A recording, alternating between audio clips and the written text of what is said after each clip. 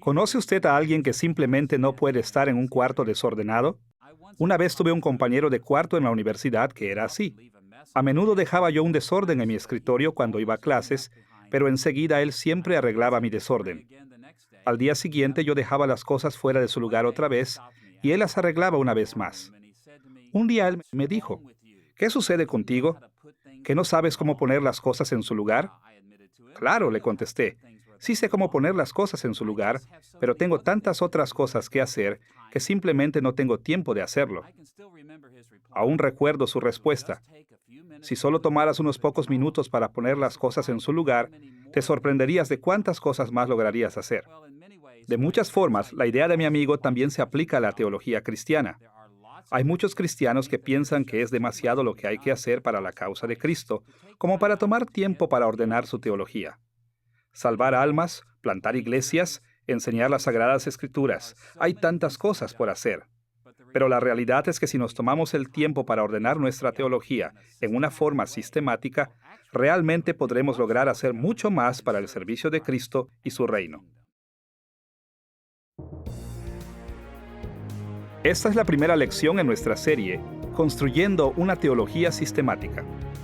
En esta serie analizaremos la teología sistemática o la sistemática.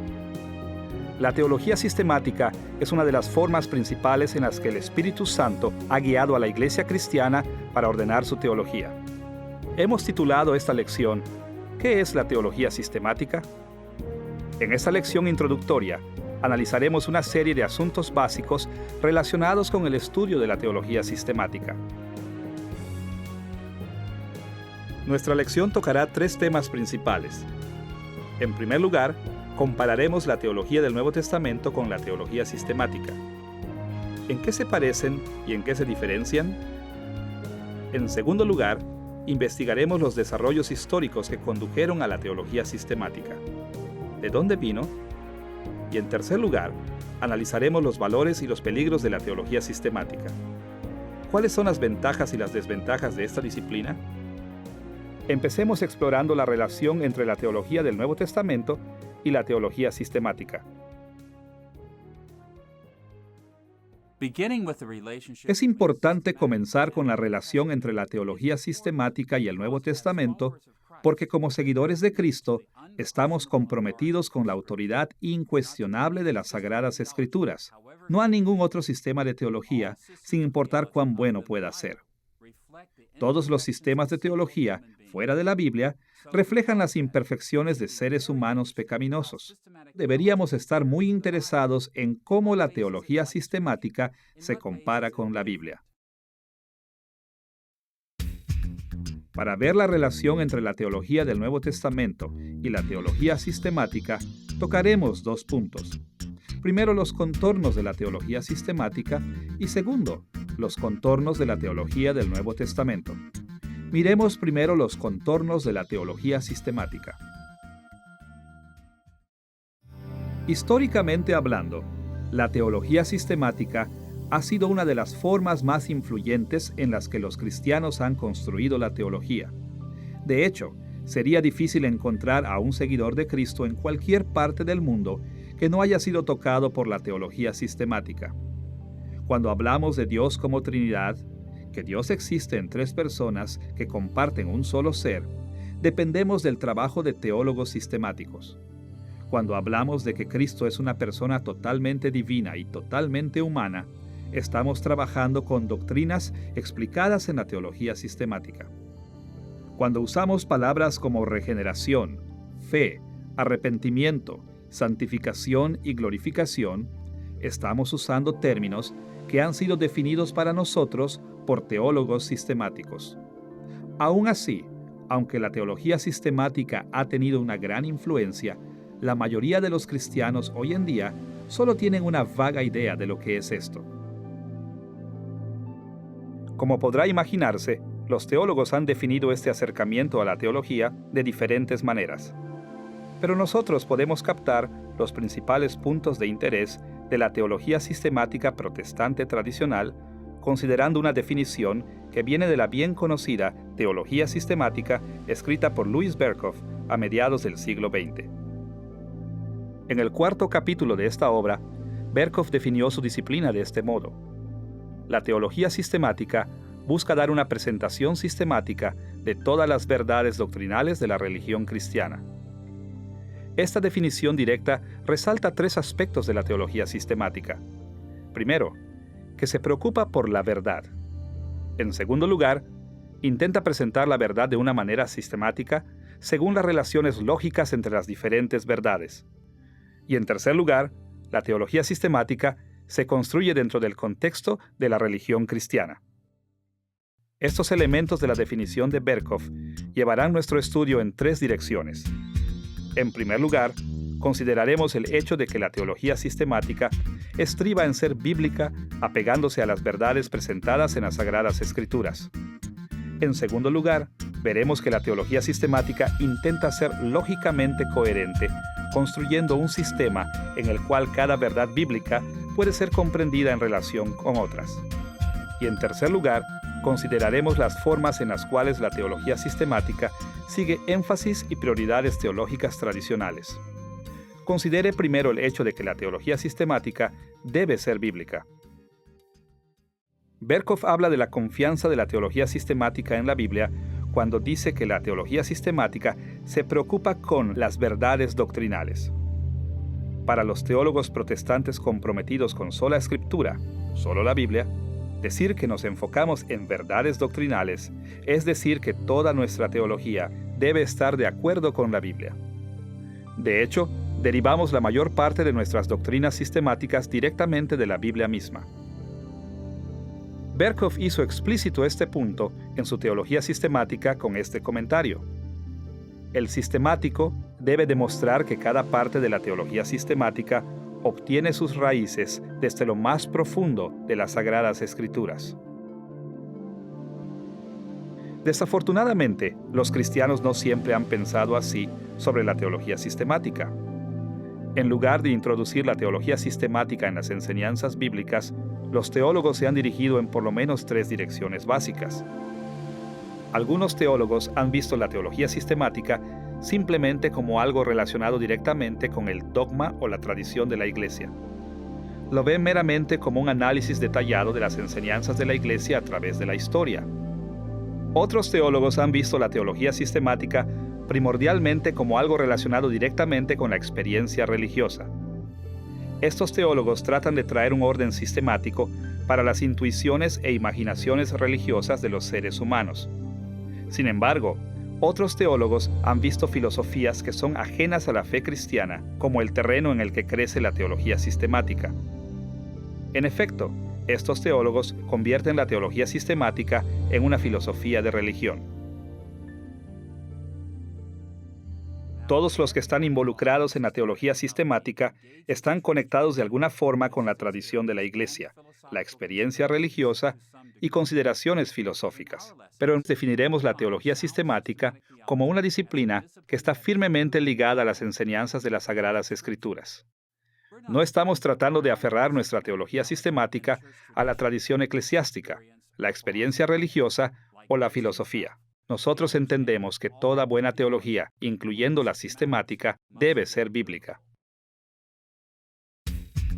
Ahora que hemos visto que la teología sistemática aspira a ser bíblica, debemos considerar que la teología sistemática trata de ser lógicamente coherente, organizando las enseñanzas de las Sagradas Escrituras en un orden sistemático. Tal como lo señala la definición de Berkhof, esta disciplina busca hacer una presentación sistemática de todas las verdades doctrinales. O, como él lo dijo en alguna parte, el sistemático busca combinar verdades doctrinales en un todo sistemático. Desde este punto de vista, el trabajo del teólogo sistemático es resumir creencias cristianas para que éstas formen un sistema integral, ordenado e incluso lógico. Los sistemáticos buscan poner en claro cómo las enseñanzas de las Sagradas Escrituras revelan un sistema lógico unificado de creencias. En todas las épocas, muchos cristianos han quedado satisfechos al dejar sus creencias relativamente desconectadas. Creemos ciertas cosas acerca de Dios. Creemos en otras cosas acerca de la fe y la salvación. Tenemos otras creencias acerca de la ética y la moralidad. Aunque la mayoría de los cristianos creen en un gran número de cosas, a menudo permitimos que nuestras creencias permanezcan aisladas una de la otra. En cambio, la teología sistemática se enfoca en presentar la coherencia de creencias cristianas. Los sistemáticos tratan de tomar los fragmentos de lo que las Sagradas Escrituras enseñan y explican sus relaciones lógicas con la mayor consistencia y comprensión posible. De hecho, esta es precisamente la razón por la que esta disciplina se llama teología sistemática. La meta es mostrar el sistema de teología enseñado por la Biblia. En tercer lugar, la teología sistemática no solo intenta ser bíblica y lógicamente coherente, sino que también mantiene continuidad en asuntos cristianos tradicionales, enfocando su atención en las doctrinas que la historia ha mostrado son importantes para la Iglesia. La definición de Berkhof tocó este tema al decir que la teología sistemática trata con verdades doctrinales en términos de la religión cristiana. Él explicó en detalle este aspecto de su definición de este modo. El dogmatista, o el teólogo sistemático, no puede proceder sobre la hipótesis de que el desarrollo doctrinal del pasado fue un gigantesco error y que por lo mismo tiene que comenzar su trabajo de nuevo o desde cero. En la teología sistemática, tratamos de ver las doctrinas en términos de la religión cristiana, en términos de énfasis y prioridades teológicas tradicionales. Por lo tanto, la teología sistemática interactúa no solo con la Biblia, sino que también con las formas principales que las enseñanzas de la Biblia han sido expresadas por teólogos a través de la historia de la Iglesia. Esta preocupación con énfasis tradicionales explica por qué casi toda la teología sistemática protestante fidedigna sigue la misma estructura básica. Siguiendo las preocupaciones centrales de reflexión teológica que se han desarrollado a través de los siglos, los sistemáticos usualmente organizan las doctrinas de las Sagradas Escrituras de este modo. Comienzan ya sea con bibliología, la doctrina de las Sagradas Escrituras, o con teología propia, la doctrina de Dios. Luego recurren a la antropología, la doctrina de la humanidad, y se enfocan especialmente en la necesidad de la humanidad para la salvación. Luego sigue la soteriología, la doctrina de salvación. Después eclesiología, la doctrina de la Iglesia, y finalmente la escatología, la doctrina del fin de los tiempos. Este orden básico es característico de las teologías sistemáticas, porque los sistemáticos obtienen estas prioridades de los contornos de la teología cristiana tradicional. Así que, podemos ver al menos tres características básicas de la teología sistemática. Los teólogos sistemáticos protestantes tratan de crear una teología que es bíblica, lógicamente coherente y tradicional en su énfasis y prioridades. Ahora que hemos analizado los contornos de la teología sistemática, debemos pasar a nuestro siguiente punto: los esquemas de la teología del Nuevo Testamento. Por supuesto, los buenos sistemáticos pondrán atención a toda la Biblia, incluyendo el Antiguo Testamento, pero en esta lección nos limitaremos a comparar la teología sistemática con la teología del Nuevo Testamento. En muchos aspectos, es apropiado, como lo sugiere Berkhof, pensar en la teología sistemática como un árbol arraigado al Nuevo Testamento. Esta analogía nos ayuda en primer lugar porque nos recuerda que la teología sistemática está basada en las Sagradas Escrituras. Los sistemáticos buscan que sus declaraciones correspondan lo más posible con las del Nuevo Testamento. En este sentido, la buena teología sistemática es muy similar a la teología del Nuevo Testamento. Pero en segundo lugar, al igual que un árbol, la teología sistemática también se extiende hasta y fuera de los límites del terreno de las Sagradas Escrituras. Es decir, aunque la teología sistemática salió del Nuevo Testamento, se convirtió en algo muy diferente al Nuevo Testamento. Para ver estas diferencias, hablaremos de 4 características de la teología del Nuevo Testamento que la distinguen de la teología sistemática. En primer lugar, la diversidad de la teología en el Nuevo Testamento. En segundo lugar, el carácter pastoral del Nuevo Testamento. En tercer lugar, los géneros usados para expresar la teología del Nuevo Testamento. Y en cuarto lugar, la estructura básica de la teología del Nuevo Testamento. Comencemos viendo las diferentes categorías y vocabulario que encontramos en el Nuevo Testamento. Como hemos visto, la teología sistemática está cimentada alrededor de temas que se han discutido una y otra vez en la historia de la Iglesia. Esta historia ha creado un conjunto relativamente uniforme de términos y categorías que todos los sistemáticos tienden a seguir de una manera consistente. Por supuesto, diferentes teólogos sistemáticos se expresan de varias maneras. No son estrictamente uniformes, pero la teología sistemática en su totalidad se ha estandarizado de gran manera a fin de que los términos y las categorías se usen en gran manera del mismo modo. El Nuevo Testamento no es homogéneo. Hay mucha más diversidad de términos y categorías en el Nuevo Testamento que en la teología sistemática. Ahora, debemos tener cuidado de no exagerar aquí. En muchos asuntos cristianos centrales y básicos, los escritores del Nuevo Testamento compartieron un vocabulario, conceptos y estructuras de pensamiento comunes.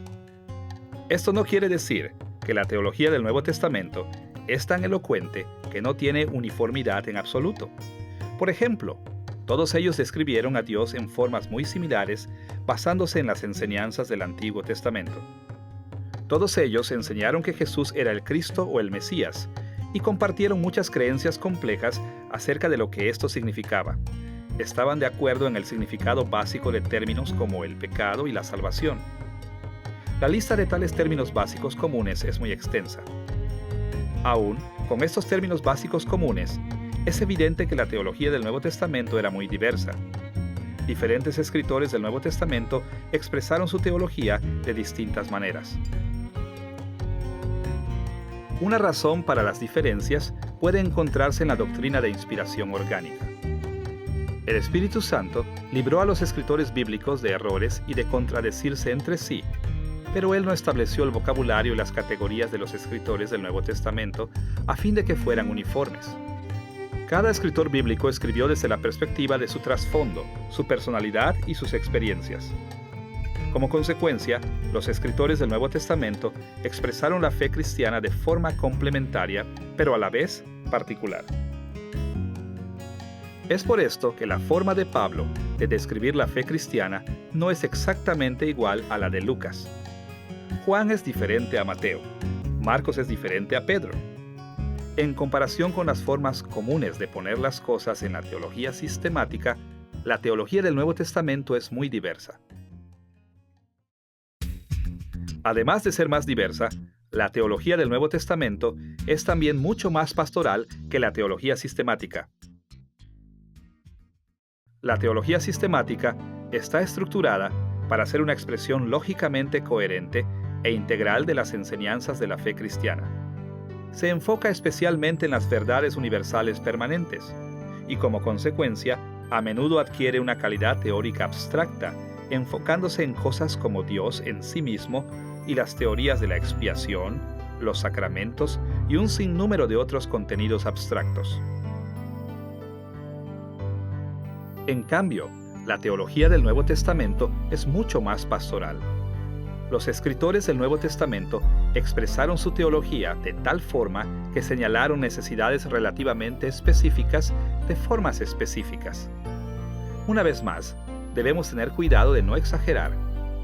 Los escritores del Nuevo Testamento también señalaron verdades abstractas eternas, pero en términos generales, sus escrituras estaban mucho más enfocadas en señalar desafíos específicos que varios creyentes enfrentaban en aquellos días. Por ejemplo, este enfoque pastoral explica por qué las epístolas de Pablo son tan diferentes una de la otra. En su intención de escribir una teología sistemática, Pablo pudo haber escrito simplemente una carta, pero el contenido y énfasis de sus cartas varió dramáticamente, porque cada una va dirigida a diferentes necesidades en diferentes iglesias. Todos los autores del Nuevo Testamento tenían un profundo conocimiento de la teología, pero cuando se trató de expresar su teología por escrito, no se dedicaron a explicar todos estos conocimientos. En lugar de eso, su meta era guiar a las personas, aplicando la teología a las situaciones reales de la vida. Así que, en lugar de enfocar su atención en explicaciones lógicas de doctrinas, Los escritores del Nuevo Testamento se enfocaron en las necesidades reales y prácticas de las personas y en la forma en la que la teología se aplicaba a esas necesidades. Y como consecuencia, su escritura teológica se diferenciaba bastante de la teología sistemática normal. En tercer lugar, la teología del Nuevo Testamento es distinta a la teología sistemática porque el Nuevo Testamento expresa su teología de diferentes maneras. Los escritores del Nuevo Testamento usaron muchas formas literarias y estilos diferentes. La teología sistemática está escrita en un género básico, lo que podríamos llamar un tratado o un ensayo extenso. Casi todo lo que aparece en la teología sistemática tiene el mismo tipo de escritura. En cambio, la teología del Nuevo Testamento está expresada en una variedad de géneros. En el Nuevo Testamento aparecen muchos tipos diferentes de literatura. Hablando en general, contiene dos géneros principales de literatura, la narrativa y las cartas. Los Evangelios y el libro de los Hechos son primordialmente narrativos, y por supuesto, el resto del Nuevo Testamento son epístolas o cartas.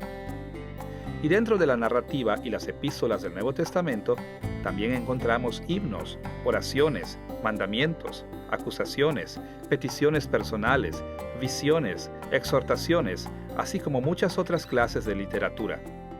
Sin embargo, en la teología sistemática, es raro ver estos tipos de géneros, si es que aparecen del todo. También aparecen muchas diferencias entre el Nuevo Testamento y la teología sistemática cuando comparamos sus esquemas o estructuras básicas teológicas, esto es, la forma en que organizan la teología al relacionar las doctrinas entre sí. La teología sistemática normalmente sigue una estructura básica desarrollada durante siglos de historia eclesiástica. Como ya hemos visto, casi todas las teologías sistemáticas protestantes están estructuradas de esta manera. La doctrina de las Sagradas Escrituras, o la doctrina de Dios viene primero. La antropología, la soteriología, la eclesiología y la escatología. Ahora bien, debería estar claro para cualquiera que esté familiarizado con el Nuevo Testamento que los escritores del Nuevo Testamento tocaron todos estos temas. El Nuevo Testamento enseña sobre las Sagradas Escrituras, Dios, la humanidad, salvación, la Iglesia y el final de los tiempos. Pero al mismo tiempo, es de suma importancia darse cuenta de que a diferencia de la teología sistemática, el Nuevo Testamento no está organizado o estructurado de esta manera. En lugar de eso, así como la mayoría de los teólogos judíos del primer siglo, los escritores del Nuevo Testamento estructuraron su teología principalmente alrededor del tema del reino mesiánico de Dios. Siglos antes de Cristo, los profetas del Antiguo Testamento revelaron que Dios castigaría al pueblo pecaminoso de Israel con opresión extranjera y enviándolos al exilio por un buen tiempo. Pero los profetas también proclamaron que en los últimos tiempos Dios daría fin al exilio de Israel y traería un nuevo día de victoria y bendición. Y Él haría esto a través de su Mesías, quien establecería la fase final del reino de Dios en la tierra, trayendo el juicio final en contra de los enemigos de Dios y las bendiciones últimas para los judíos y gentiles fieles. Para la época del Nuevo Testamento, los judíos ya habían sufrido la adversidad del exilio por varias generaciones y como consecuencia, la llegada del Mesías y con él la última etapa del reino de Dios se había convertido en una de las principales preocupaciones, si no es que en la principal preocupación, integrando toda la teología judía. Los teólogos judíos estaban muy preocupados con preguntas como estas. ¿Cuándo vendrá el Mesías? ¿Cómo traerá el Mesías el gran día del juicio y bendición? ¿Y cómo deben vivir las personas fieles a Dios mientras llega el Mesías? Estos temas fueron también la principal preocupación de los escritores del Nuevo Testamento. Los escritores del Nuevo Testamento edificaron su teología en la fase final del reino de Dios y el Mesías, pero hicieron esto de una manera cristiana muy particular. Jesús y sus apóstoles explicaron que el fin del exilio y la llegada del reino mesiánico de Dios no llegarían de una forma tan simple y sencilla como la mayoría de los teólogos judíos lo esperaban. Una de las principales metas de los escritores del Nuevo Testamento fue explicar que la transición de este tiempo de exilio y pecado hacia el reino mesiánico de Dios implicaría un proceso complicado y extenso. Según el Nuevo Testamento, Jesús estableció el fin del destierro y el comienzo del reino mesiánico cuando estuvo aquí en la tierra. Un día Cristo regresará y traerá el reino a su gloriosa consumación del juicio final y bendición. Pero mientras tanto, el tiempo del exilio y el tiempo del reino mesiánico de Dios se encuentran uno al lado del otro. Los escritores del Nuevo Testamento estructuraron todo lo que ellos creyeron conforme a esta estructura básica. Por ejemplo, no explicaron a Dios en lo abstracto, sino que estaban primordialmente preocupados en explicar cómo actuó Dios en la era del pecado, cómo actúa Él ahora durante la transición de las eras y cómo actuará en los tiempos venideros. No ofrecieron debates teóricos de la doctrina de Cristo. En lugar de eso, explicaron quién era Él en cuanto al comienzo del reino, el tiempo de continuación y la consumación. También fue descrito el Espíritu Santo en estas tres etapas como el que vino, el que ahora le da poder a la iglesia y el que un día llenará todo completamente. Aún la doctrina de salvación fue estructurada bajo este concepto. La salvación ya había sido establecida, pero también estaba siendo establecida durante la continuación del reino y será completamente consumada cuando Cristo vuelva en gloria. En este sentido, la estructura básica de la teología del Nuevo Testamento es muy diferente a la estructura básica de la teología sistemática. Así que podemos ver que la comparación entre la teología sistemática y la teología del Nuevo Testamento revela similitudes y contrastes. La teología sistemática tiene sus raíces en las Sagradas Escrituras. Todas sus declaraciones o reclamaciones teológicas deben estar aprobadas por la Biblia, afirmando los mismos hechos y doctrinas. En este sentido, las dos son muy similares, pero al mismo tiempo también hay diferencias importantes entre la teología sistemática y la teología del Nuevo Testamento. Ahora que hemos analizado la relación entre la teología sistemática y el Nuevo Testamento, estamos listos para abordar nuestro segundo tema: el desarrollo de la teología sistemática a lo largo de la historia de la Iglesia cristiana. La teología sistemática es diferente a la teología del Nuevo Testamento de muchas formas importantes, pero estas diferencias traen consigo preguntas relevantes.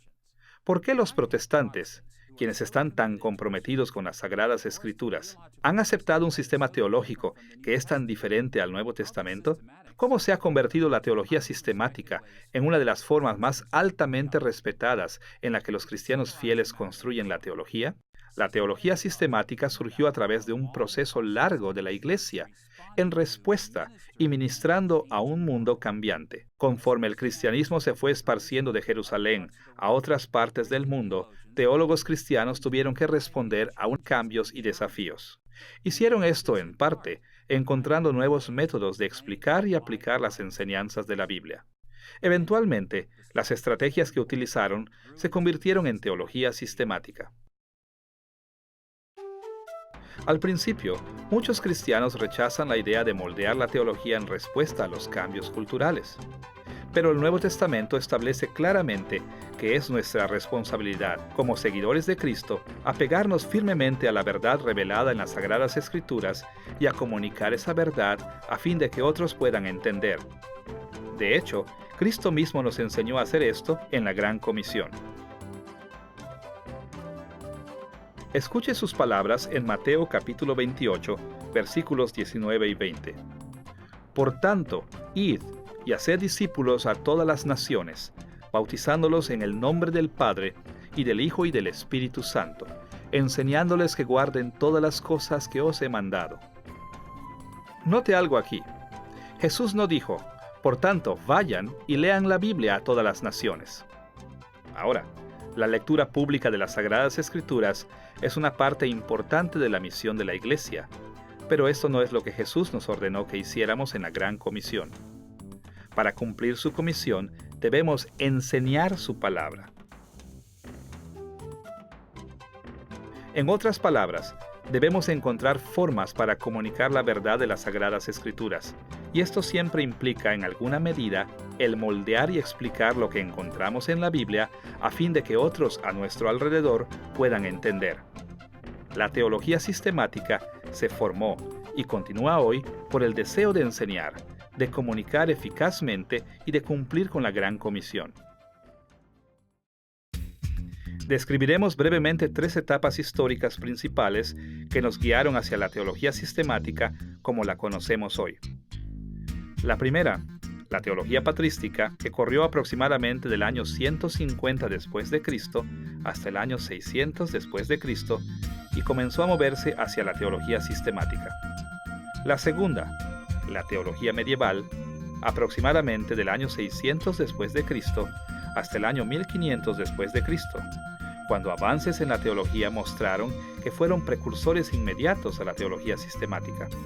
Y la tercera, la teología protestante, la forma en que los protestantes del año 1500 después de Cristo hasta nuestros días han construido la teología sistemática. Comencemos con uno de los primeros movimientos hacia la teología sistemática después del tiempo de Cristo y sus apóstoles durante el período patrístico. Para entender este primer paso principal hacia la teología sistemática, trataremos 2 asuntos. Primero, los cambios culturales experimentados por la Iglesia durante el período patrístico. Y segundo, los cambios teológicos que surgieron de estos cambios en la cultura. Consideremos primero los cambios culturales que surgieron en el período patrístico.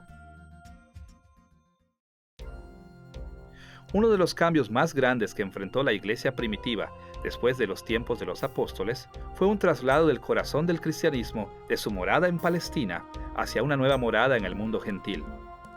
Este cambio fue tan decisivo que los gentiles, en lugar de judíos, se convirtieron en los teólogos guías de la Iglesia. Esta transición de liderazgo condujo a cambios muy significativos en la forma en la que los cristianos construyeron su teología. A medida que teólogos gentiles buscaron predicar el Evangelio en el mundo gentil, comenzaron a explicar y defender su fe de manera que tuviera importancia para la cultura grecorromana en aquel entonces. Comenzaron a describir el cristianismo en términos de las filosofías helenísticas de sus días.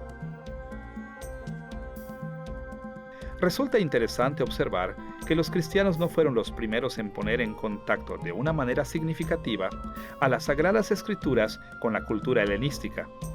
Siglos antes de Cristo, un sinnúmero de judíos se habían esparcido a lo largo del mundo gentil. Conforme vivieron su fe en el Antiguo Testamento en ese mundo, misioneros judíos o proselitistas intentaron cruzar el espacio que había entre el judaísmo y el mundo gentil.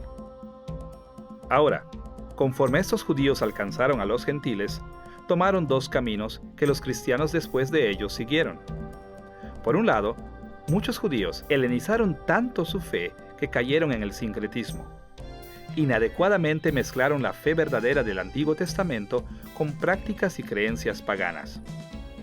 Uno de los mejores ejemplos conocidos de tal sincretismo aparece en los escritos de Filón de Alejandría, quien vivió del año 30 a.C. al año 50 después de Cristo.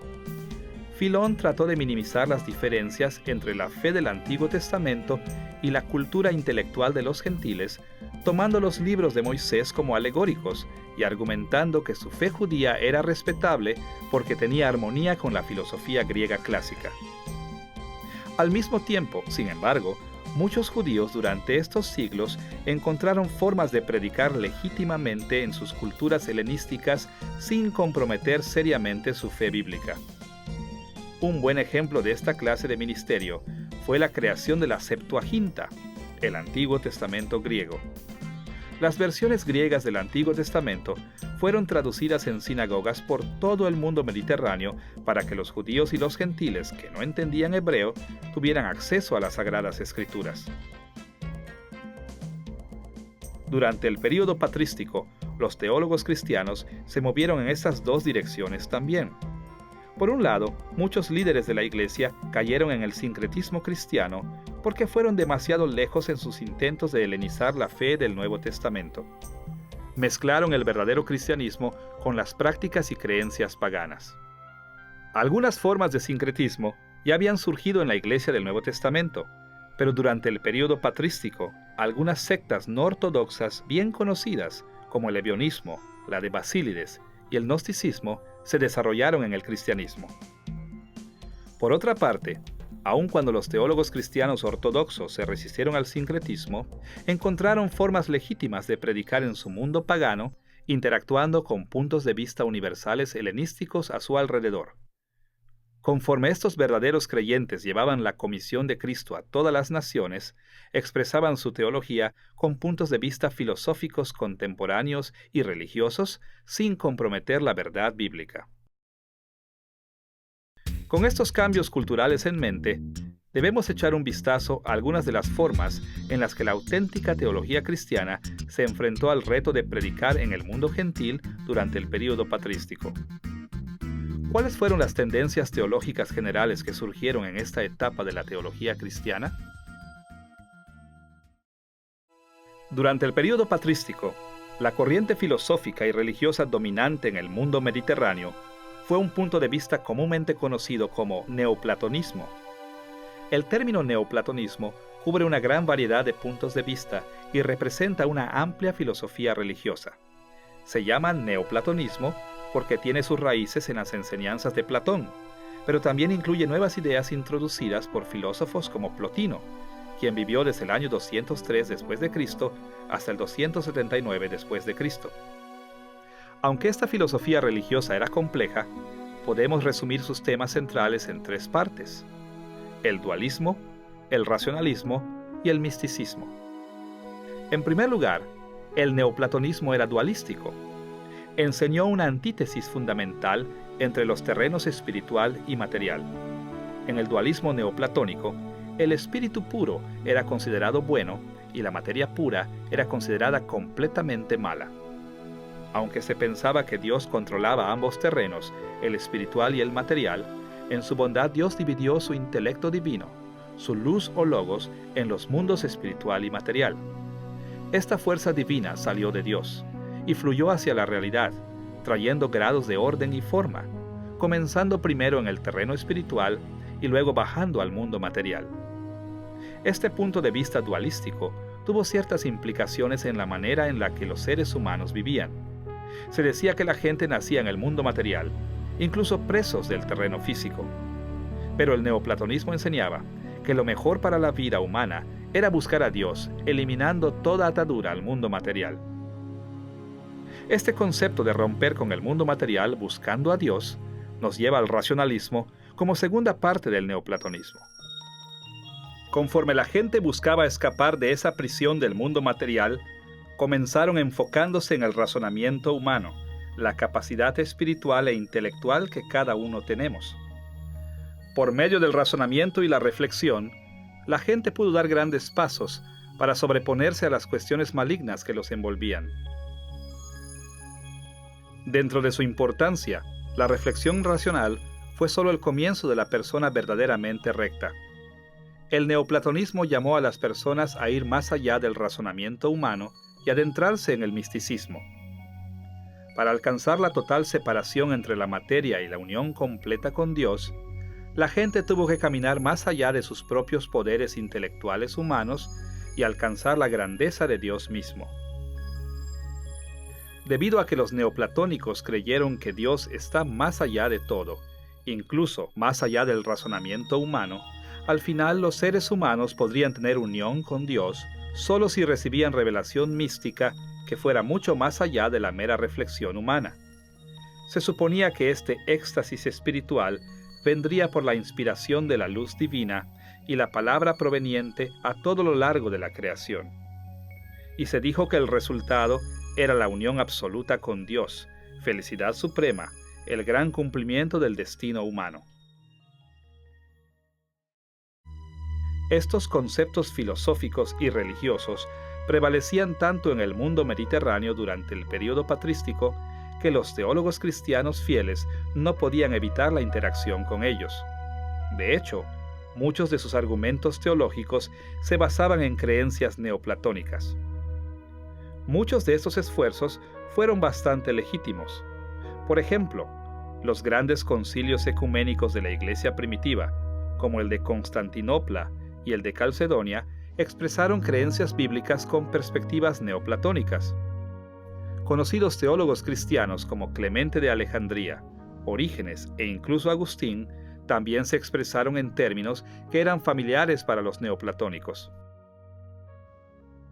Los teólogos cristianos fieles en el período patrístico no permitían que su atención al neoplatonismo reemplazara sus compromisos básicos con el verdadero evangelio. Se apegaron fuertemente a la verdad bíblica, pero sus conocimientos del neoplatonismo los ayudó a explicar las Sagradas Escrituras de manera que ellos y sus contemporáneos podrían entender que al interactuar con sus culturas de este modo, propagaron el Evangelio, construyeron la Iglesia y llevaron a muchos no creyentes al conocimiento de la salvación en Cristo. Hay muchas formas en las que podríamos resumir la influencia del neoplatonismo en la teología patrística, pero para nuestros propósitos hablaremos de 3 características de la teología patrística que van a la par con nuestro resumen del neoplatonismo. Las prioridades espirituales de la teología patrística, la importancia de la razón y la importancia del misticismo. Consideremos primero las prioridades de la teología patrística conforme fueron influenciadas por el neoplatonismo. Usted recordará que una característica del neoplatonismo era la dualidad entre el área espiritual y la física. La teología patrística respondió a esta dualidad organizando y presentando las enseñanzas de la Biblia de modo que dieran prioridad a la área espiritual sobre las cuestiones mundanas, una parte de la teología que llamaremos la teología desde arriba. En pocas palabras, la teología desde arriba es la teología que le da el primer lugar a la reflexión espiritual más alta sobre la reflexión más baja, cuestiones más terrenales. Reflexiones sobre Dios y sus caminos. ¿Cuál es la esencia de Dios? ¿Cuáles son sus atributos? ¿Qué es la unidad de Dios? ¿Qué es la Trinidad? Estas inquietudes eran de mayor interés en la teología patrística que en la reflexión sobre la condición humana y la vida en el mundo físico. Estas prioridades se convirtieron en un sello de la teología patrística. En segundo lugar, los teólogos cristianos realmente se preocuparon por la importancia de la razón en la teología, enfocándose en la reflexión lógica como una herramienta principal para la teología. Como lo hemos visto, uno de los valores principales en el neoplatonismo era la creencia de que los seres humanos tenían el deber de usar el razonamiento humano para elevarse por encima del mundo material. En respuesta al énfasis del neoplatonismo sobre la reflexión intelectual, los primeros padres de la Iglesia también comenzaron a enfatizar la reflexión intelectual en la teología cristiana. Los principales teólogos cristianos se enfocaron más que nunca en la investigación racional minuciosa y la explicación de las creencias cristianas, de tal manera que muchas de las doctrinas que el Nuevo Testamento dejó sin especificar ni profundizar en ellas, se convirtieron en el objetivo de la reflexión racional. Por ejemplo, la teología del Nuevo Testamento permitía que doctrinas como la Trinidad permanecieran prácticamente sin explicación alguna. Los escritores del Nuevo Testamento no se ocuparon de los detalles de la relación entre las personas de la Trinidad. Pero en el período patrístico, los teólogos usaron un análisis lógico para explicar lo que los escritores del Nuevo Testamento creían acerca de la Trinidad, aun cuando los escritores bíblicos no habían señalado sus puntos de vista explícitamente. En respuesta a enseñanzas falsas acerca de Dios el Padre, el Hijo y el Espíritu Santo, los primeros padres de la Iglesia hicieron un estudio minucioso por medio de la reflexión racional, trabajando en todos los detalles posibles de los que el Nuevo Testamento dejó sin mencionar. En ese sentido, aplicar la razón a la teología se convirtió en un valor importante para los teólogos conforme ministraban en su mundo neoplatónico. En tercer lugar, la teología patrística también se enfocó en el misticismo o la iluminación espiritual trascendente en respuesta al énfasis neoplatónico sobre el misticismo. Como hemos visto, en el neoplatonismo, el razonamiento detallado por medio de la atención a la mente humana fue meramente un punto de apoyo para alcanzar niveles místicos más altos de unión con Dios. La razón estaba limitada y no podía alcanzar un terreno espiritual más alto. Y para alcanzar estos niveles más altos se requería de una iluminación especial. De manera muy parecida, cuando los primeros padres exponían doctrinas como la Trinidad, o la divinidad y humanidad de Cristo, o los sacramentos y la Iglesia, a menudo confesaban que algunos elementos de estas doctrinas estaban más allá de la razón humana. Muchas veces, sus discursos racionales incluían asuntos sobre las verdades más importantes de la fe cristiana que simplemente no podían ser explicadas o defendidas racionalmente. Más bien, solo podían ser comprendidas a través de una iluminación mística, experiencias sobrenaturales que excedieran los límites de la razón humana. La teología patrística utilizó el razonamiento al servicio de la revelación de Dios, pero se inclinó mucho más por la intuición espiritual que por la prueba lógica. Así es que mientras los teólogos del período patrístico confrontaban los desafíos de la enseñanza, explorando y defendiendo la teología cristiana en su mundo gentil, sus estrategias y énfasis cambiaron. Estos cambios hacia la prioridad de lo espiritual sobre lo físico, o la teología desde arriba, el uso del análisis racional y la confianza en el misticismo, establecieron un camino para la Iglesia que eventualmente conduciría a lo que hoy conocemos como la teología sistemática. Ahora que hemos visto cómo los teólogos comenzaron a explicar la teología cristiana a su cultura helenística durante el período patrístico, debemos pasar a la teología medieval, cuando los cristianos aplicaron más consistentemente puntos de vista helenísticos de la racionalidad humana y la lógica a la teología cristiana.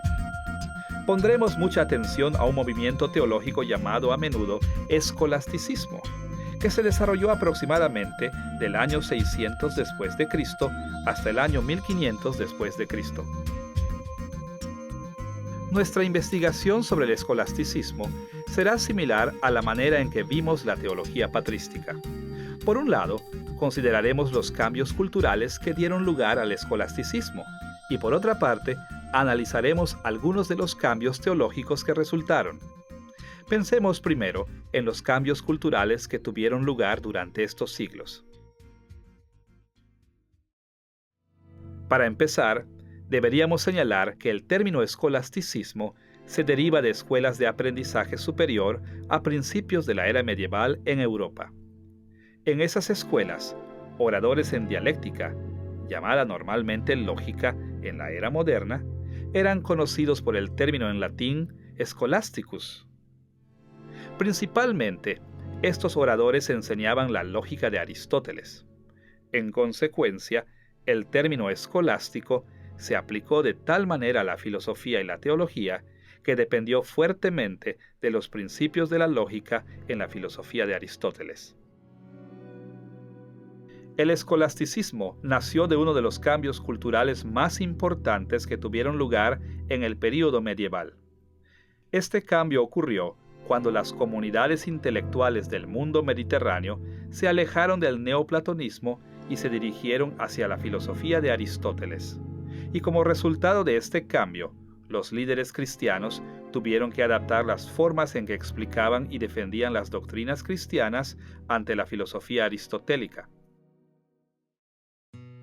Por supuesto, este cambio hacia el escolasticismo duró varios siglos y tuvo mucha resistencia, especialmente de místicos cristianos. Pero para la época de Alberto Magno o Alberto el Grande, quien vivió aproximadamente del año 1206 después de Cristo al año 1280 después de Cristo, y su bien conocido discípulo Tomás de Aquino, quien vivió aproximadamente del año 1225 después de Cristo a 1274 después de Cristo, el escolasticismo representaba la forma dominante de la teología cristiana. Justo antes de la Reforma, las principales bases de la teología cristiana estaban apoyadas en los puntos de vista filosóficos de Aristóteles. Ahora que hemos considerado algunos de los cambios culturales que dieron realce al escolasticismo, deberíamos analizar algunas de sus características básicas. ¿Qué fue lo que hizo del escolasticismo un movimiento tan importante en relación con la teología cristiana? Aunque hay muchas similitudes entre la teología patrística y el escolasticismo, hay por lo menos una diferencia crucial. La teología patrística sostenía que las grandes ideas teológicas llegan a través de la inspiración mística, pero el escolasticismo era altamente racionalista y enfatizaba el valor de la lógica al investigar, explicar y defender toda la teología, el mundo físico y el mundo espiritual, e incluso Dios mismo, debían ser analizados a través de la aplicación de la lógica. Los escolásticos estaban bien entrenados en los escritos de Aristóteles sobre la lógica, la física y la metafísica, y buscaban ajustar la presentación de la teología cristiana a la cosmovisión racionalista. Por esta razón, para entender la teología escolástica medieval, necesitamos entender algunos puntos de vista de Aristóteles sobre la lógica.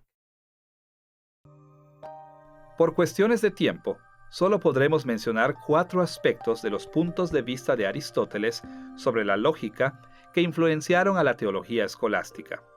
Primero, la importancia de la terminología exacta. Segundo, la necesidad del razonamiento proposicional. Tercero, el valor de los silogismos lógicos. Y finalmente, las prioridades del análisis racional. En primer lugar, Aristóteles entendía que para el éxito del racionalismo, la reflexión lógica dependía de los términos que usáramos y qué tan cuidadosamente los definiéramos. Ahora, las definiciones eran tan importantes para los teólogos neoplatónicos como para los patrísticos. Pero Aristóteles fue mucho más concreto en la manera de manejar estos asuntos.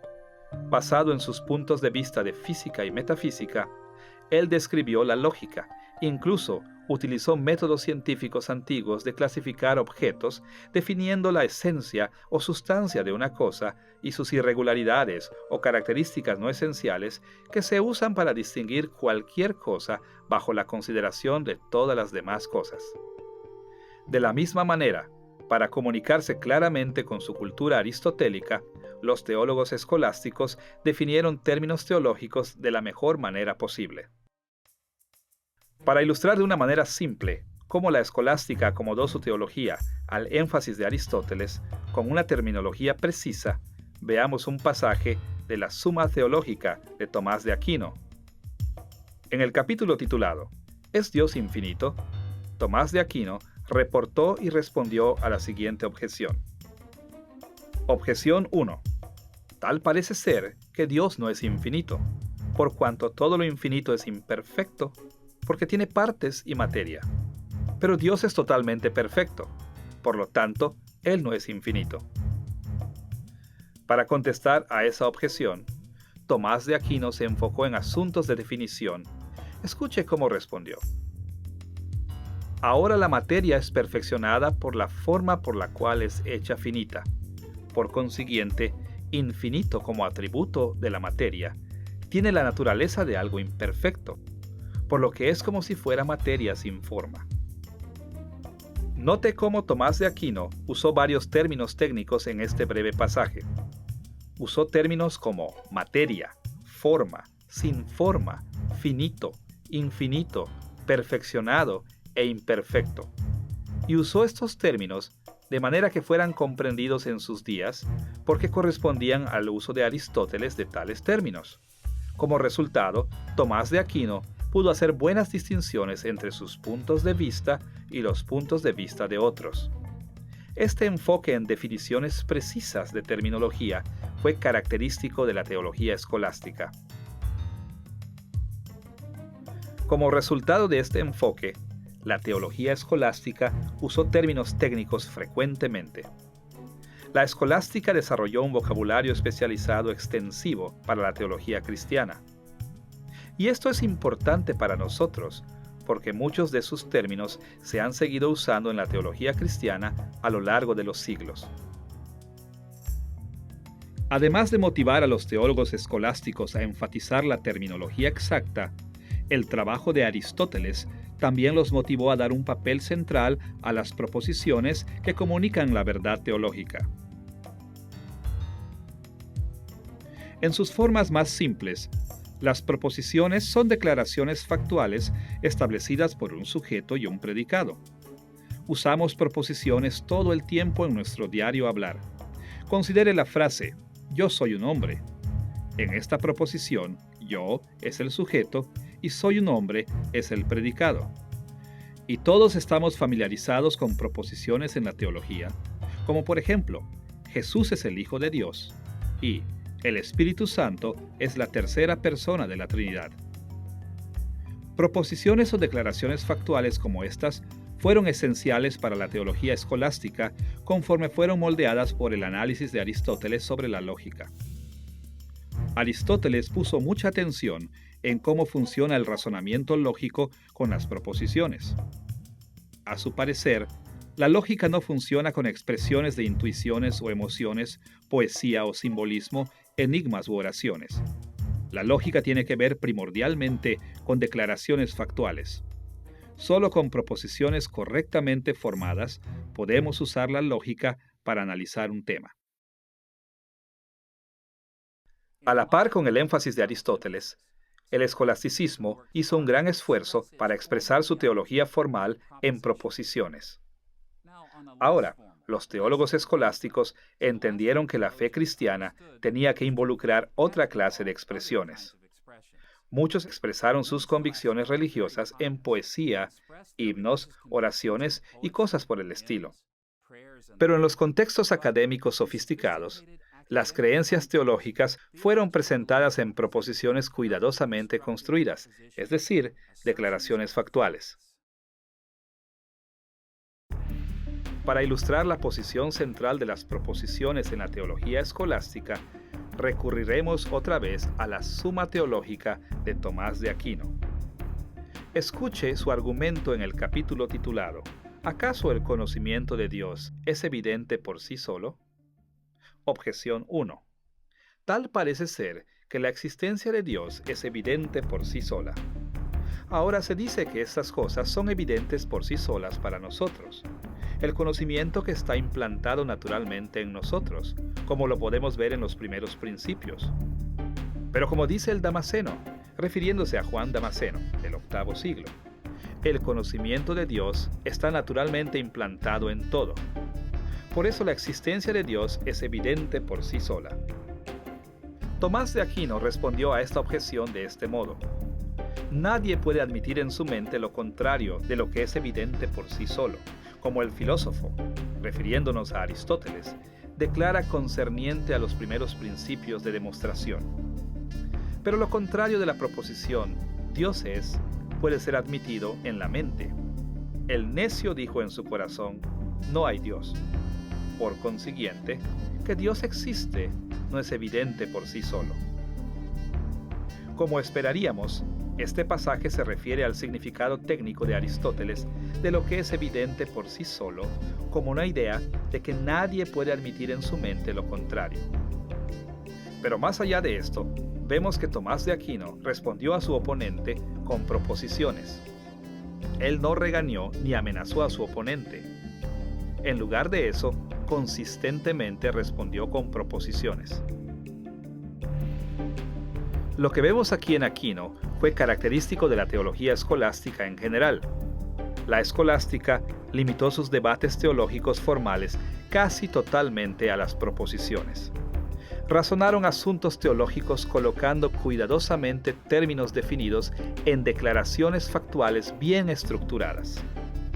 Este aspecto se volvió tan central para la teología cristiana formal que aún en nuestros días, las proposiciones siguen siendo cruciales para la teología sistemática. Una tercera forma en la que el escolasticismo interactuó con las reflexiones de Aristóteles sobre la lógica puede estar resumida bajo la categoría de silogismo. En pocas palabras, un silogismo es un argumento lógico en el cual las proposiciones están organizadas para formar premisas y conclusiones. A manera de ilustración, un silogismo conocido que a menudo se enseña en libros de texto de lógica elementales dice más o menos así. Premisa 1. Sócrates es un hombre. Premisa 2. Todos los hombres son mortales. Conclusión. Por consiguiente, Sócrates es mortal. Aristóteles ocupó mucho tiempo identificando cómo pueden ser ordenadas las proposiciones en argumentos que conducen a ciertos tipos de conclusiones. Él estudió las llamadas leyes de la lógica, como la ley de identidad, la ley de no contradicción y la ley del tercero excluido, así como también una variedad de reglas válidas de inferencia, las formas en las que podemos inferir correcta o lógicamente diferentes tipos de conclusiones de diferentes tipos de premisas.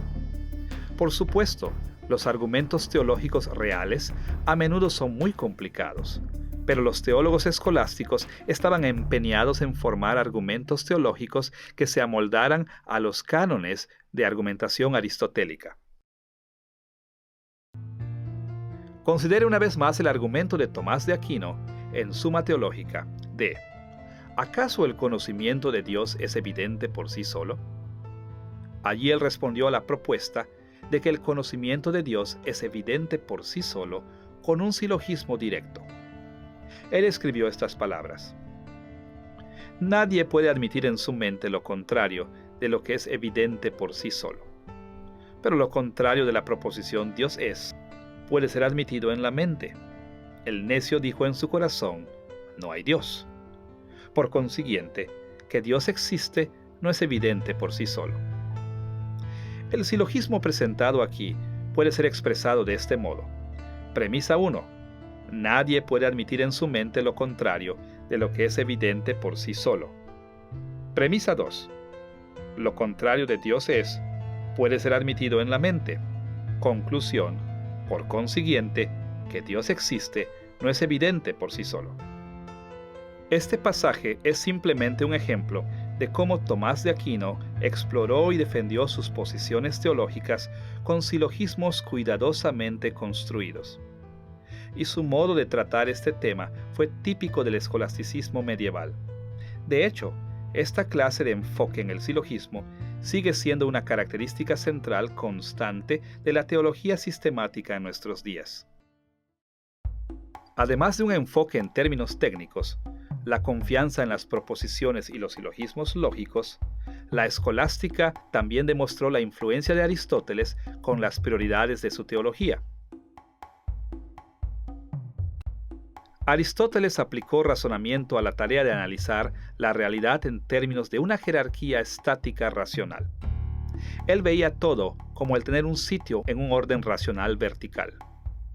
A su parecer, todas las cosas ocupan algún punto en una escala entre la materia imperfecta en su punto más bajo y la forma pura unificada y perfecta en el punto más alto. Y él creía que una de las tareas de la filosofía era identificar en dónde encaja cada pieza de la realidad en este orden racional. En términos muy simples, Dios mismo estaba en el punto más alto de la escala. Él es el primer principio, la causa no causada de todas las cosas. Dios es unidad pura, forma pura, ser puro.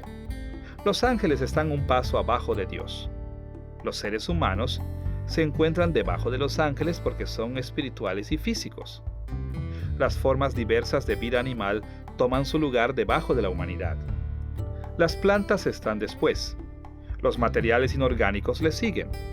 Los 4 elementos básicos de aire, fuego, tierra y agua están abajo de los materiales inorgánicos. Y la materia prima está en el fondo de la escala. Para comunicarse con su cultura aristotélica, los teólogos escolásticos trataron de explicar su teología conforme a este modelo aristotélico. Ellos estructuraron rigurosamente sus resúmenes doctrinales en el orden de la teología desde arriba. Es decir, se inclinaron a comenzar y enfatizar enseñanzas cristianas que estuvieran a la par con los niveles más altos de la jerarquía de Aristóteles, y luego se encaminaron hacia las enseñanzas que coincidían con los niveles más bajos de la escala de Aristóteles. Ellos trataron de esclarecer el confuso orden racional que inundaba su teología desde arriba, explicando cómo cada elemento encajaba con las demás partes. Esta tendencia hacia la teología desde arriba se puede ver claramente en la estructura de la Suma Teológica de Tomás de Aquino. La parte 1 de su Suma comienza con una introducción y luego habla directamente del tema de la más alta prioridad en la teología escolástica: el único Dios. Luego, Tomás de Aquino se dirigió hacia la bendita Trinidad. Después, se enfocó en la creación, un capítulo que sigue concentrado en Dios como la fuente principal de todas las cosas. Luego, Tomás de Aquino se dirigió a la mayor de sus criaturas, los ángeles. Después, habló de los 6 días de la creación, que trata acerca de la creación física por debajo de los ángeles. Luego, hay un capítulo sobre la humanidad, la criatura espiritual y física. Y finalmente, Tomás de Aquino cerró la primera parte de su suma con el gobierno de las criaturas de Dios, incluyendo aquellas cosas que son totalmente físicas. Las prioridades aristotélicas reflejadas en la Suma Teológica de Tomás de Aquino caracterizan la estrategia general del escolasticismo, y esta tendencia ha caracterizado a la teología cristiana formal por siglos, aún en la teología sistemática protestante moderna. Ahora que hemos visto algunas de las maneras en las que la teología cristiana pasó de los esquemas del Nuevo Testamento hacia la forma de pensar helenística, primero hacia el dualismo neoplatónico en el período patrístico y luego hacia el racionalismo aristotélico en el período medieval, deberíamos fijar nuestra atención en la forma en la que la teología protestante se compara con estos avances. Hay tantas formas de ver la teología protestante que debemos limitarnos a una pequeña prueba. Consideraremos 3 etapas en la teología protestante. En primer lugar, la teología de los primeros reformadores del siglo XVI. En segundo lugar, las confesiones protestantes clásicas. Y en tercer lugar, la teología sistemática protestante moderna. Comencemos con la teología de los primeros reformadores. La meta de la antigua teología protestante era reconstruir la teología cristiana según el contenido de las Sagradas Escrituras.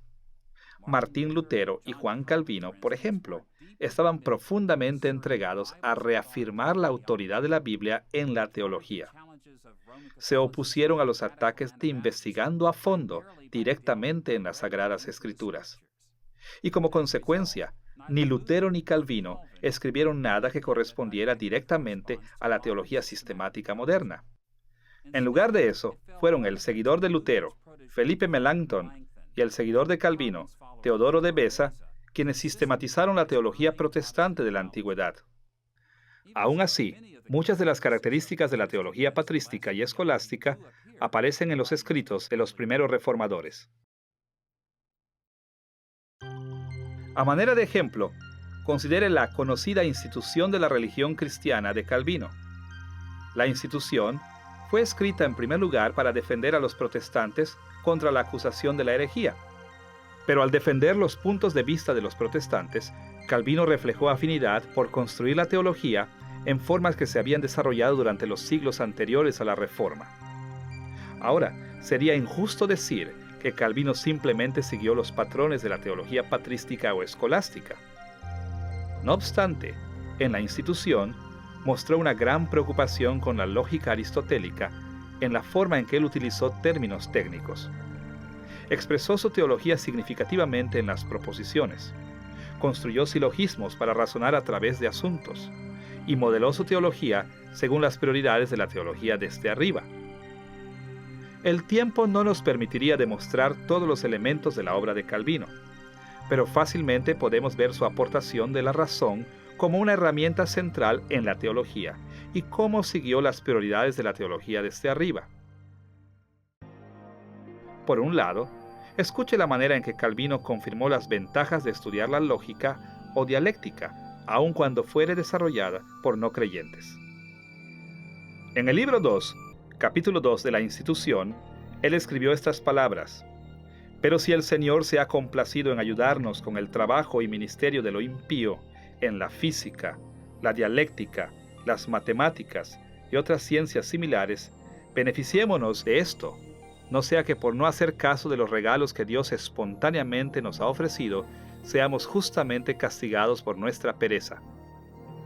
De acuerdo con esta aportación de la dialéctica o lógica, los escritos de Calvino a menudo presentaban no solo una preocupación con lo que las Sagradas Escrituras enseñan, sino que también con expresar esas enseñanzas bíblicas de manera que correspondieran con las normas de la lógica aristotélica.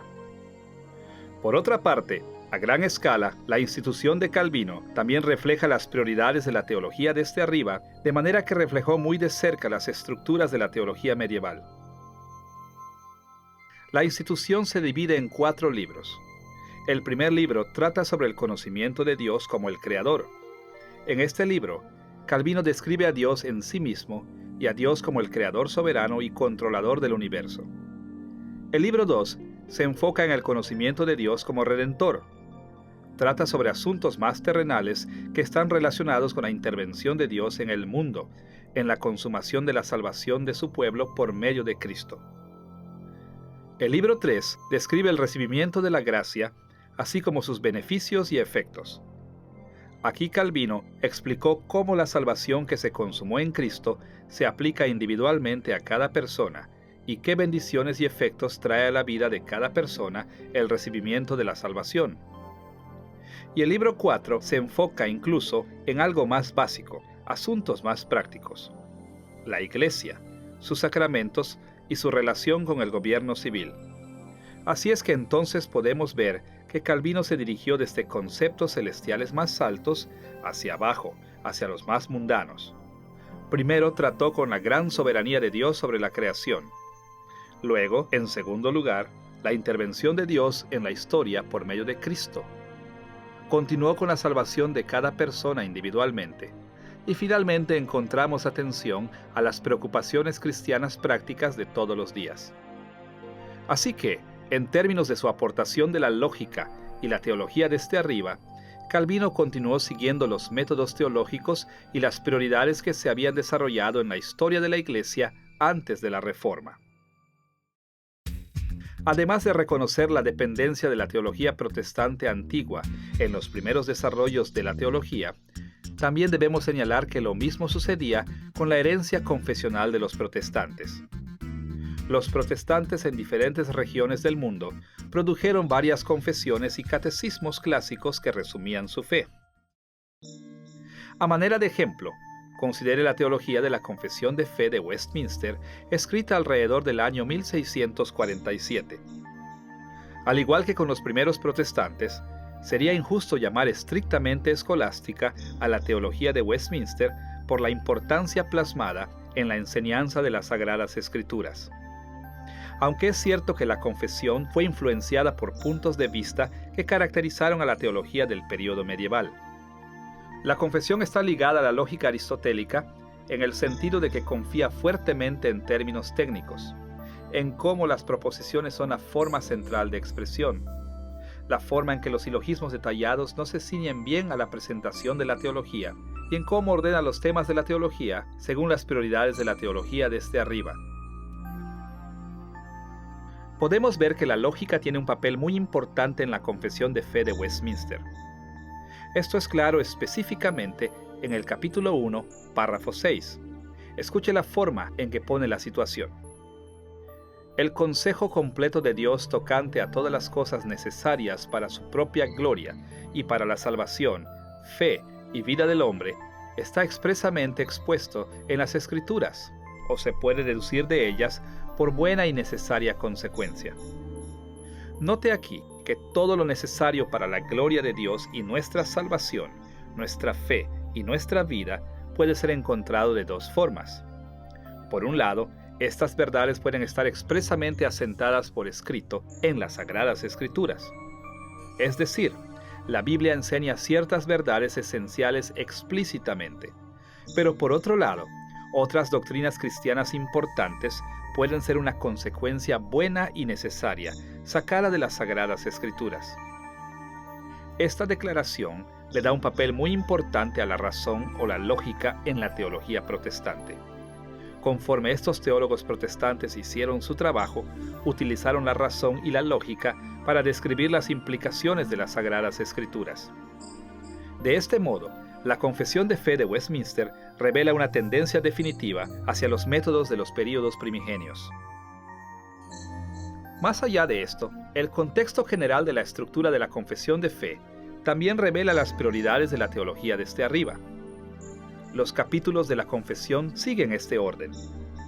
Después de que un capítulo inicial se titula de las Sagradas Escrituras, los capítulos 2 y 3 se enfocan en la realidad espiritual más alta, Dios mismo. Después, los capítulos 4 y 5 tratan con la creación. Luego, si nos dirigimos incluso más allá hacia los temas comunes o terrenales, los capítulos del 6 al 17 hablan de la caída de la humanidad en pecado y la subsecuente redención. Después, los capítulos del 18 al 31 explican asuntos más prácticos de la Iglesia y la vida cristiana. Finalmente, los capítulos 32 y 33 se ocupan del fin de la historia del mundo. Las prioridades teológicas presentadas en esta estructura caracterizan muchas de las confesiones protestantes clásicas y catecismos. Con estas tendencias generales de la teología protestante primigenia y las confesiones protestantes clásicas en mente, podemos ver que la teología sistemática moderna continúa con las mismas tendencias.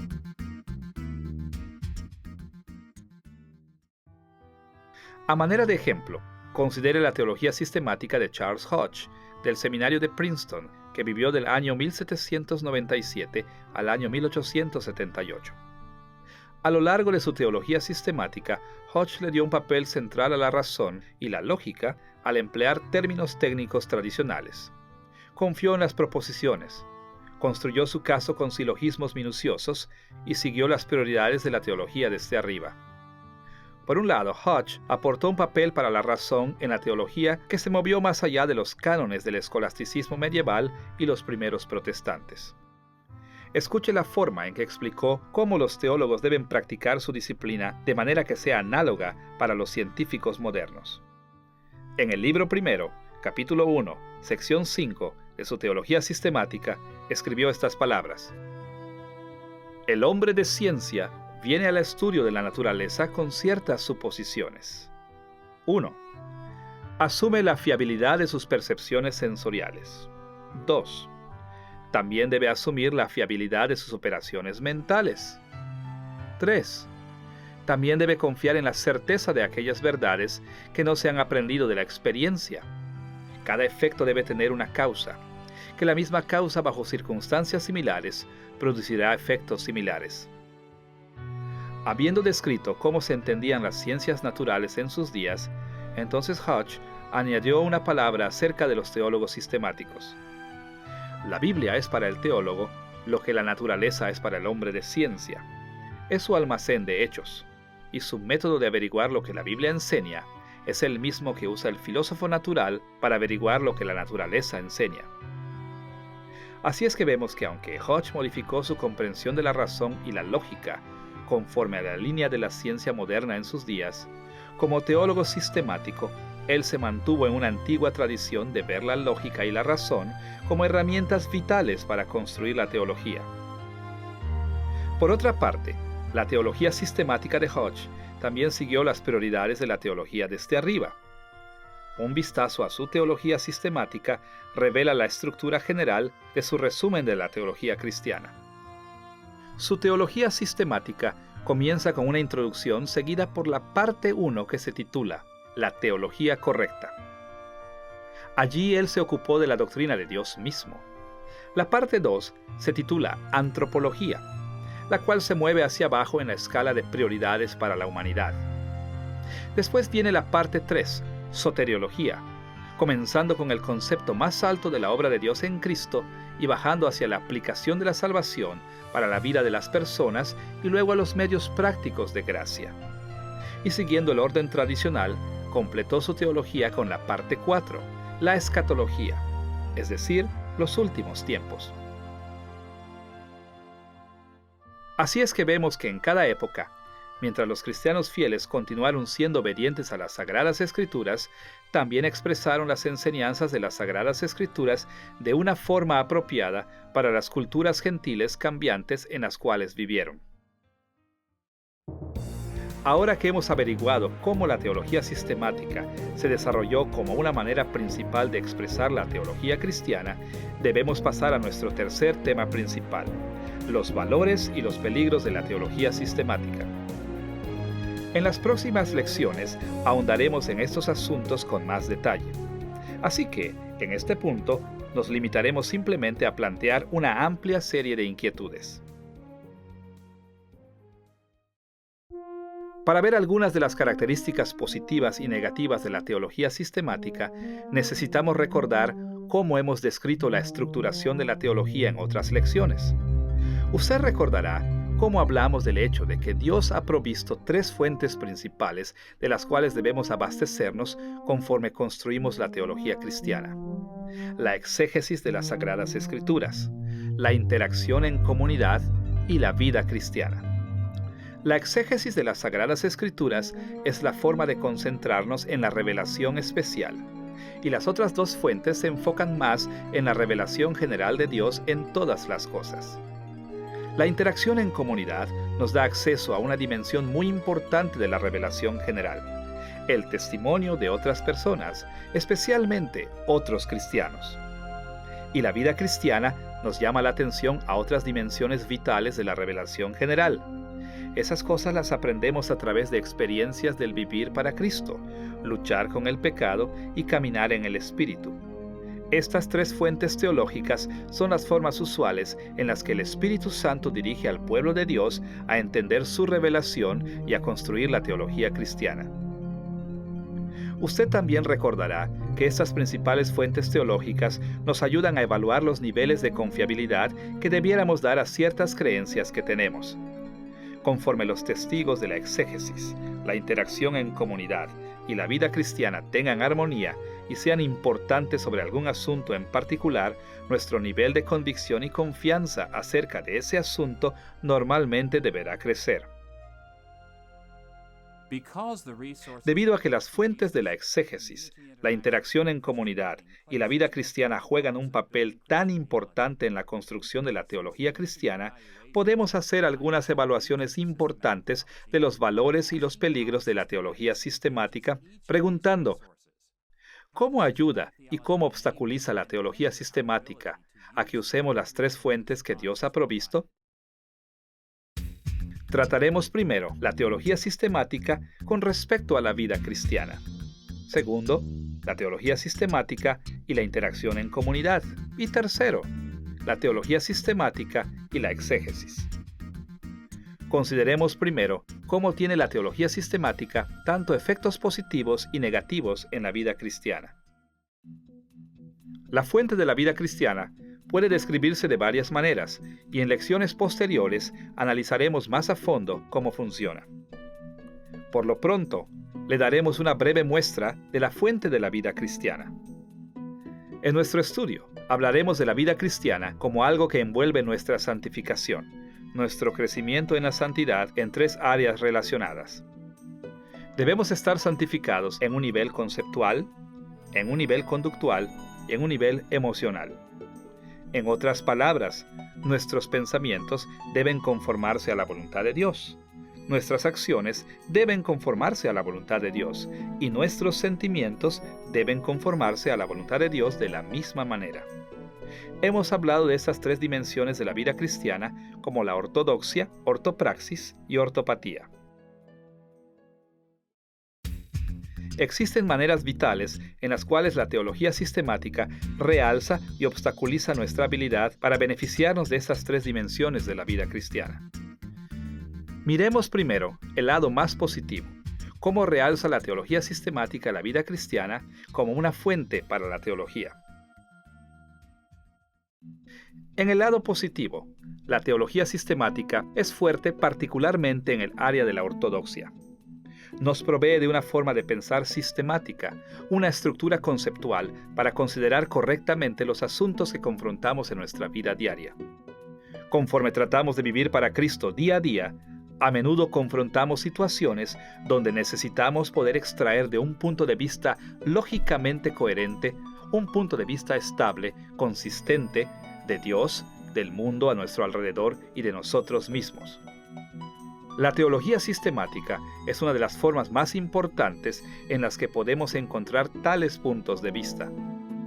Cuando solo hemos desconectado creencias, No estamos bien preparados para evaluar nuestras circunstancias, para responder preguntas acerca de nuestras vidas o para hacer elecciones que honran a Dios. Recuerdo una ocasión en la que visité a un amigo en el hospital. Él estaba muy enfermo y en necesidad de mucha oración. Pero cuando le pregunté si él oraba pidiendo la ayuda de Dios, él dijo no. Quedé impactado y le pedí que me explicara por qué. Me dijo, creo en la soberanía de Dios. Así que sé que la oración no puede hacer ninguna diferencia. ¿Qué le había sucedido a mi amigo? En muchos aspectos, él había tomado un poquito de la teología cristiana y lo había tomado como si fuera el total de la enseñanza cristiana. Él entendía correctamente que Dios está en control de la historia, que Dios es completamente soberano. Pero mi amigo no supo cómo relacionar ese hecho con otras verdades de la fe cristiana, como el instrumento de la oración, las formas en que Dios usa la oración para llevar a cabo sus propósitos soberanos. La soberanía de Dios no disminuye la necesidad de la oración. De hecho, es la base lógica de la oración. Porque Dios es soberano, es que oramos. Es porque Él está en control que vamos a Él para pedir ayuda. Si Dios no estuviera en control, deberíamos recurrir a alguien más para pedir ayuda. Si mi amigo hubiera entendido estas cosas, él habría estado mejor instruido, él habría entendido la relación entre la oración y la soberanía de Dios de tal manera que habría estado mucho mejor preparado para vivir su vida cristiana durante esa difícil experiencia.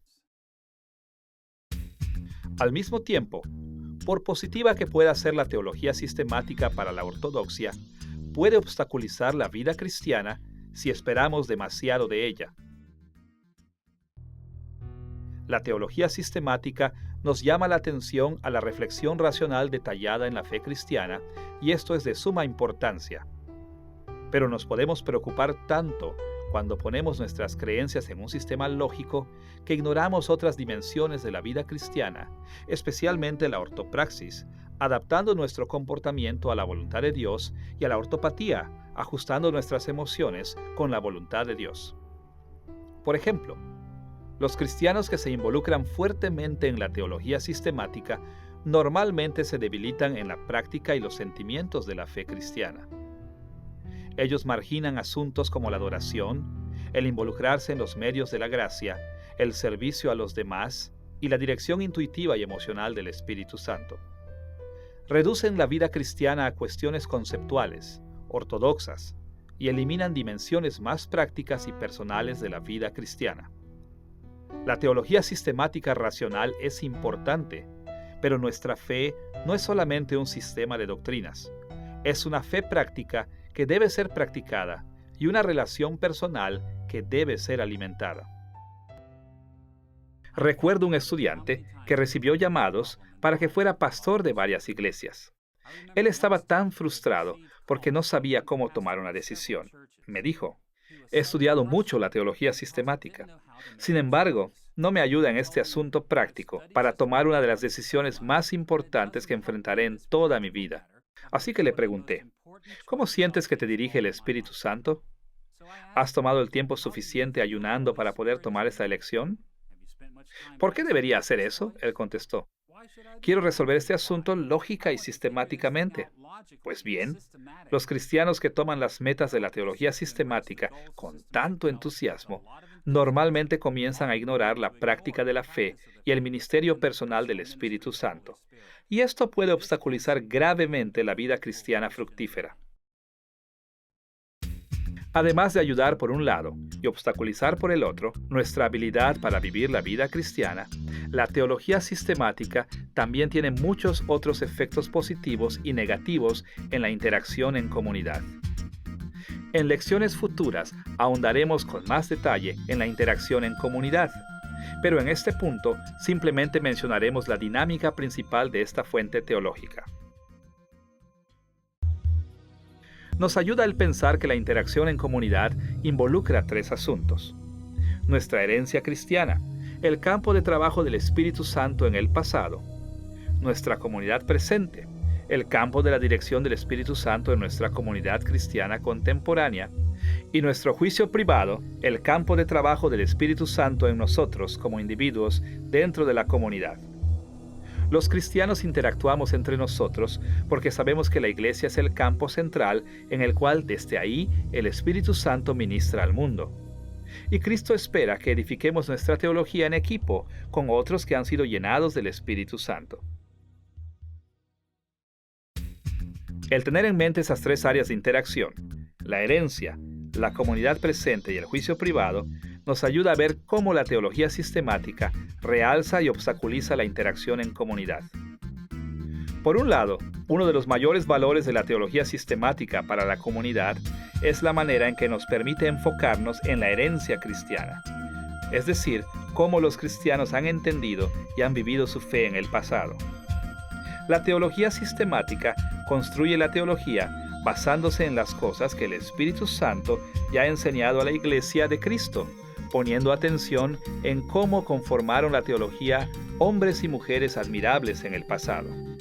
Y por esta razón, se puede fortalecer grandemente nuestra habilidad para interactuar con la comunidad cristiana del pasado. En la actualidad, la mayoría de los cristianos ven la teología como algo muy personal. Parece que la mayor meta teológica para muchos cristianos es formar una teología que sea verdadera para ellos mismos, importando muy poco lo que otros cristianos creen. Pues bien, Cristo nos llama a que nuestro acercamiento a la teología sea genuino y personal en el sentido de que debe ser auténtico, y quiere que nos comprometamos a ese acercamiento con todo nuestro corazón. Pero acercarse a la teología exclusivamente como un asunto personal nos deja sin algunas de las fuentes más ricas que Dios nos ha dado para la teología, el trabajo del Espíritu Santo a lo largo de las épocas. Ahora, cuando los creyentes de hoy ocasionalmente interactúan con otros, es normalmente en el nivel de la comunidad presente. Leemos libros y escuchamos sermones y conferencias presentadas por personas que son nuestros contemporáneos. La teología sistemática, sin embargo, nos ayuda a poner atención en las formas maravillosas en que el Espíritu Santo ha encabezado la Iglesia en el pasado. Mientras es cierto que la teología sistemática realza nuestra interacción en la comunidad de este modo, al mismo tiempo, la teología sistemática está limitada en el sentido de que nos abre hacia la interacción. Cuando llevamos el enfoque tradicional de la teología sistemática demasiado lejos, nos puede llevar a la irrelevancia, ignorando lo que el Espíritu Santo enseña a la comunidad presente y cómo informa hoy nuestro juicio privado. Aun cuando pueda ser muy importante la teología del pasado, la Iglesia de hoy enfrenta nuevos retos, y el Espíritu Santo aún enseña a la Iglesia cómo enfrentar esos retos. Recuerdo haber visto a un amigo en la iglesia un domingo por la mañana. Él era miembro de otra iglesia, pero visitaba mi iglesia aquel día. Le pregunté, ¿por qué estás hoy aquí? ¿Qué, no perteneces a otra iglesia? Su respuesta fue reveladora. Él dijo, me encantaba mi iglesia porque el pastor nos enseñaba teología sistemática. He aprendido mucho acerca de lo que los cristianos creían, pero entre más tiempo estoy en mi iglesia, más siento como que estoy perdiendo el contacto con la vida de hoy. Esta es la clase de problema que a menudo surge cuando los cristianos se aficionan demasiado a la teología sistemática. Dan tanta atención a la herencia que no saben cómo manejar asuntos contemporáneos. La teología sistemática a menudo nos pone obstáculos para no poner atención a la comunidad del presente y el juicio privado. Así como es importante considerar cómo la teología sistemática nos prepara para la vida cristiana y la interacción en comunidad, también tiene una gran influencia en nuestra exégesis de las Sagradas Escrituras. En lecciones futuras, investigaremos la exégesis con más detalle, pero en este momento debemos enfocarnos en las formas principales en las que el Espíritu Santo ha enseñado a la Iglesia a interpretar la Biblia. Nos será útil resumirlas en tres categorías básicas: el análisis literario, el análisis histórico y el análisis temático. Cada uno de estos acercamientos hace contribuciones únicas, pero también cada uno de estos depende de los demás. Entonces, mientras evaluamos el valor y las limitaciones de la teología sistemática para la exégesis, deberíamos mencionar cómo se relacionan los tres análisis con la interpretación de las Sagradas Escrituras. El análisis literario es un acercamiento a la exégesis que mira la Biblia primordialmente como si fuera un cuadro o una pintura. La vemos como una obra literaria de arte. Esta clase de exégesis ha sido enfatizada mucho en las últimas décadas. Hablando en general, el análisis literario busca entender la Biblia como un documento diseñado por escritores humanos para influenciar a sus lectores a través de medios convencionales literarios. En el análisis literario se presta mucha atención a preguntas como: ¿cuáles fueron las inquietudes de los escritores humanos? ¿Cómo transmite el mensaje del escritor las características literarias de un pasaje? ¿Y cómo debieron impactar las Sagradas Escrituras a su audiencia original? El análisis histórico es un acercamiento a la Biblia que ha sido característico del período moderno, comenzando con la Ilustración y finalizando solo en las últimas décadas. Durante este periodo, entender la historia a la que la Biblia se refiere ha sido la principal preocupación para la exégesis bíblica. El análisis histórico aborda la Biblia no tanto como un cuadro o pintura literaria, sino como una ventana hacia la historia. Ahora, el acertado análisis histórico nunca ignora otros estudios, pero su principal propósito es ver a través de las Sagradas Escrituras para aprender sobre la historia que se encuentra detrás del texto. En algunas formas de análisis histórico, los cristianos hacen preguntas exegéticas como estas: ¿qué hechos de Dios se mencionan en las Sagradas Escrituras? ¿Cuál fue su significado en la antigüedad? ¿Cómo estaban conectados estos hechos de Dios con otros hechos de Dios antes y después? En términos generales, el enfoque principal del análisis histórico ha sido reconstruir lo que sucedió en la historia bíblica y entender el significado que tuvieron esos acontecimientos para las personas que vivieron en aquellos tiempos. Una tercera estrategia principal que la Iglesia ha tomado para la exégesis podría llamarse análisis temático. El análisis temático siempre ha sido una de las formas en las que los cristianos derivan la teología de la Biblia, pero el análisis temático fue enfatizado fuertemente en los primeros siglos de la Iglesia antes del cambio hacia el análisis histórico durante el período moderno. En el análisis temático, vemos las Sagradas Escrituras no tanto como un cuadro literario o una ventana a la historia, sino como un espejo, una forma de dirigir preguntas, asuntos o temas que son importantes para nosotros, aun si no son sobresalientes en la Biblia misma. Hacemos preguntas como: ¿qué dice la Biblia acerca de nuestros intereses? ¿Cómo nos ayuda en nuestras necesidades? ¿Qué dice acerca de los temas que nos interesan? Estos temas pueden venir de asuntos personales, pueden venir de asuntos que surgieron en culturas que nos rodean o pueden venir de comunidades en nuestra iglesia. Cualquiera que fuere el caso, los cristianos fieles siempre han querido saber lo que las Sagradas Escrituras enseñan acerca de los temas o preguntas que son importantes para ellos. Con estas tres estrategias exegéticas en mente, estamos listos para ver cómo la teología sistemática realza por un lado y obstaculiza por el otro a la exégesis. En primer lugar, la teología sistemática está bien equipada para realzar el análisis temático. Los teólogos sistemáticos nos dan una serie de preguntas tradicionales, un grupo bien ordenado de temas. La teología sistemática representa una forma muy útil de análisis temático. Los teólogos sistemáticos estudian lo que toda la Biblia dice acerca de temas teológicos tradicionales. Cotejan versículos de toda la Biblia y extraen las interconexiones entre estos versículos que se relacionan con temas tradicionales. Este proceso de cotejar y combinar versículos diferentes en un todo nos ayuda a evitar el interpretar algo acerca de un tema en las Sagradas Escrituras como si eso fuera todo lo que se dice sobre ese tema. Queremos saber no solo lo que se dice en un versículo acerca de Dios, sino todo lo que las Sagradas Escrituras dicen acerca de Dios. ¿Qué dicen todas ellas acerca de la humanidad? ¿Qué dicen todas ellas acerca de la salvación? ¿Qué dicen todas ellas acerca de la iglesia? ¿Qué dicen todas ellas acerca del final de los tiempos?